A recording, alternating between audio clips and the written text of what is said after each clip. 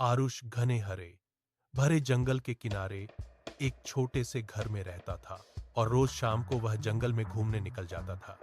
शाम की ठंडी हवा में पेड़ों की खुशबू उसको बहुत पसंद थी। एक दिन वह नए रास्ते पर निकल पड़ा और घने पेड़ों के बीच एक अजीब सी चीज देखी।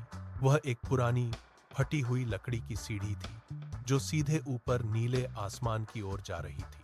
आरुष की उत्सुकता जाग उठी। उसने सोचा कि आखिर यह सीढ़ी कहाँ जाती होगी। उसने जूते के फीते कसकर बांधे और पहला कदम सीढ़ी पर रख दिया। जैसे जैसे वह ऊपर चढ़ता गया, नीचे के पेड़ छोटे होने लगे।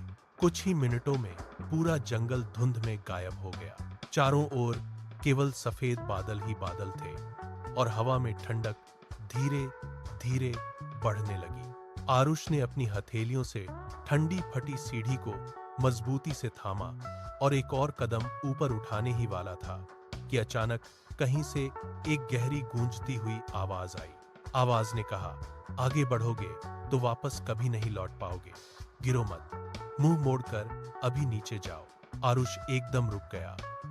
उसका पैर हवा में ही लटक रहा था, दिल तेजी से धड़क रहा था। उसने ऊपर की ओर देखा, लेकिन कुछ दिखाई नहीं दे रहा था। सीढ़ी की आखिरी सीढ़ी भी घने बादलों में पूरी तरह छिप गई थी। वह कुछ सेकंड वहीं खड़ा रहा, सांस को नियंत्रित करते हुए। फिर उसने धीरे से अपना पैर वापस नीचे की सीढ़ी पर रखा। उसने समझदारी दिखाते हुए फैसला किया कि वह वापस लौटेगा। वह तेजी से नीचे उतरने लगा। जैसे ही उसका आखिरी पैर जमीन पर पहुंचा, पीछे से एक हल्की सी आवाज हुई। आरुष ने जल्दी से पीछे मुड़कर देखा। वह पुरानी सीढ़ी पूरी तरह गायब हो गई थी। जहां सीढ़ी खड़ी थी, वहां केवल घनी हरी झाड़ियां ही थीं। आरुष ने अपने कंधे का ठंडा पसीना पोंछा और जंगल के रास्ते पर वापस चल दिया।